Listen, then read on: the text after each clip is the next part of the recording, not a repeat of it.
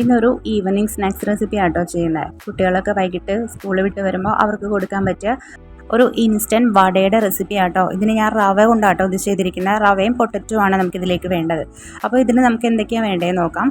ഒരു ചെറിയ സവാള കൊത്തിയരിഞ്ഞെടുത്തിട്ടുണ്ട്, അതുപോലെ 2 പച്ചമുളക്, പിന്നെ ഒരു ചെറിയ കഷ്ണം ഇഞ്ചി, പിന്നെ 1 കപ്പ് റവ എടുത്തിട്ടുണ്ട്. പിന്നെ ഒരു പാൻ ചൂടാക്കിയിട്ട് അതിലേക്ക് 1 ടീസ്പൂൺ നെയ്യ് ഒഴിച്ചു കൊടുക്കാം. നെയ്യ് ഒന്ന് മെൽറ്റായി വരുമ്പോഴത്തേക്കും അതിലേക്ക് 4 ടീസ്പൂൺ ജീരകം ഇട്ട് കൊടുക്കുക. ജീരകം ഒന്ന് പൊട്ടി കഴിയുമ്പോഴേക്കും നമ്മൾ എടുത്ത് വെച്ചിട്ടുള്ള ഇഞ്ചിയും പച്ചമുളകും വേപ്പിലയും കൂടി ചേർത്ത് കൊടുക്കാം. അതൊന്ന് വഴറ്റിയതിന് ശേഷം കൊത്തിയരിഞ്ഞിട്ടുള്ള സവാള കൂടി ചേർത്തു വഴറ്റാട്ടോ. 1 മിനിറ്റൊക്കെ മതിയാവും കേട്ടോ. മീഡിയം ഫ്ലെയിമിൽ തന്നെ വെച്ചിട്ടാണ് ഞാൻ ഇത് ചെയ്യണത്. ഈ കൂട്ടത്തിൽ തന്നെ ഇതിനാവശ്യത്തിനുള്ള ഉപ്പ് ഇട്ട് കൊടുക്കുന്നുണ്ട്. ഒന്ന് മുരിഞ്ഞു വരുമ്പോഴത്തേനും നമുക്കിതിലേക്ക് എടുത്ത് വെച്ചിട്ടുള്ള 1 കപ്പ് റവ ചേർത്ത് കൊടുക്കുക. റവ ചേർത്തിട്ട് നന്നായിട്ട് ഒരു 2 മിനിറ്റ് ഫ്രൈ ചെയ്തെടുക്കണം. അതിനുശേഷം 1 കപ്പ് റവയ്ക്ക് 1.5 ഗ്ലാസ് വെള്ളം ഞാൻ ഒഴിക്കുന്നുണ്ട്. 1.5 ഗ്ലാസ് വെള്ളം കൂടി ഒഴിച്ച് 2 മിനിറ്റോളം മീഡിയം ഫ്ലെയിമിൽ തന്നെ വെച്ച് മിക്സ് ചെയ്തുകൊണ്ടേ ഇരിക്കുക കേട്ടോ. കൈ എടുക്കണ്ട, അല്ലെങ്കിൽ ഇത് കട്ട പിടിക്കും.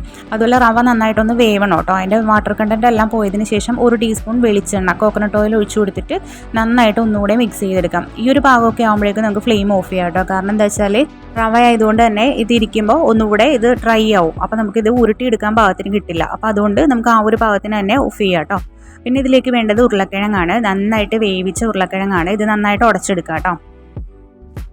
ഇനി ഇത് നമുക്ക് ഈ റവയുടെ കൂട്ടിലേക്ക് ഇട്ട് കൊടുക്കാം.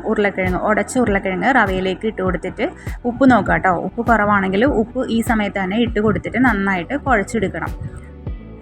ഇതുപോലെ കുഴച്ചതിന് ശേഷം നമുക്കിതിലേക്ക് കുറച്ച് കുരുമുളക് കൂടി ചേർത്ത് കൊടുക്കാം കേട്ടോ.